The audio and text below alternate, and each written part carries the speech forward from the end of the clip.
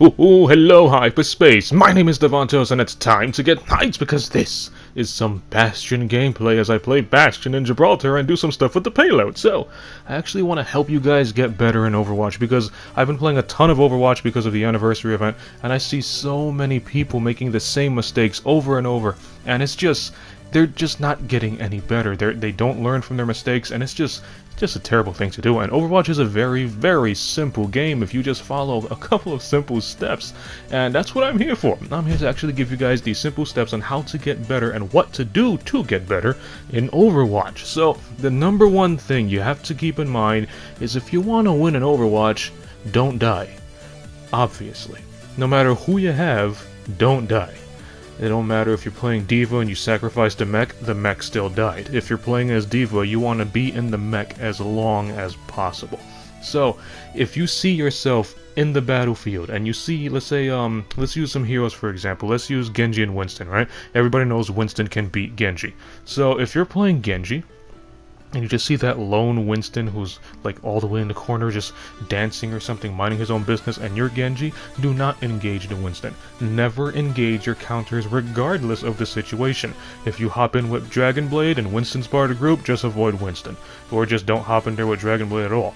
And if you just have to know when to go in, who to engage when you're in there, and when to pull out. Like I said, the Dragon Blade incident, if you're playing as Genji and you dive in with a nano-bladed Genji, yeah, it's okay to engage Winston, but keep in mind that nano boost isn't going to last forever, and Winston's going to be able to beat you, even if you have your blade or not. So, you have to know when to go in, who to engage, and when to pull out. Let's actually use Winston, for example. Winston's a very, very easy hero to use. Basically, Winston is you jump in, you gotta know when to jump in, and when you do jump in, you place your bubble, you electrocute people, you get like a kill or two, and then you just jump out, and you just follow that pattern. It's very simple. So, a lot of times I see people that they have Winston, or they have D.Va, or somebody who has like a very simple playstyle, let's stick with Winston, and they jump in, but Winston jumps in when there's a Reaper there.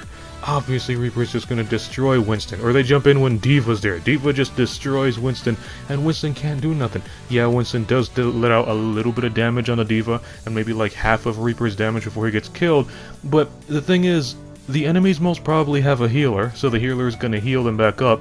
You just helped the healer fill up their ultimate, and you guys know these healers got some powerful ultimates. And on top of that, your team wouldn't really have time to capitalize on it because how fast everybody heals on this game, aside from Zenyatta and Lucio. But you're basically just feeding the enemy ultimates, because as the D.Va's finishing off Winston and Reaper's getting a couple of shots on Winston, you're fueling their ultimates. So you're fueling the enemy healer's ultimate, you're fueling the enemy's fighters or DPS or whatever, you're fueling their ultimates, and in return, you're just getting a little bit of charge towards your ultimate as Winston per se.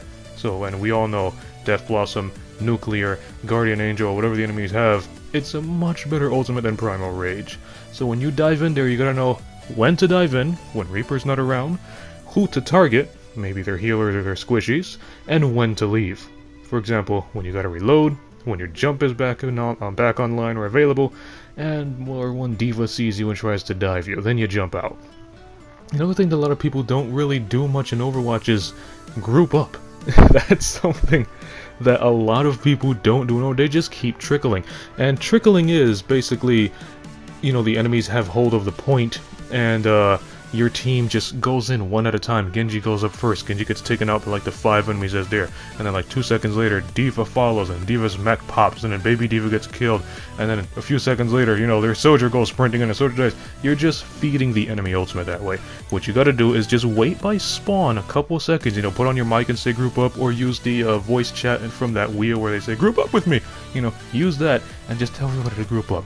And if you see nobody's grouping up, and then you just sit down on the floor and wait for them to group up, and they'll probably, I mean, if they're smart enough, they're probably going to realize that you're just sitting there not doing anything until you guys group up.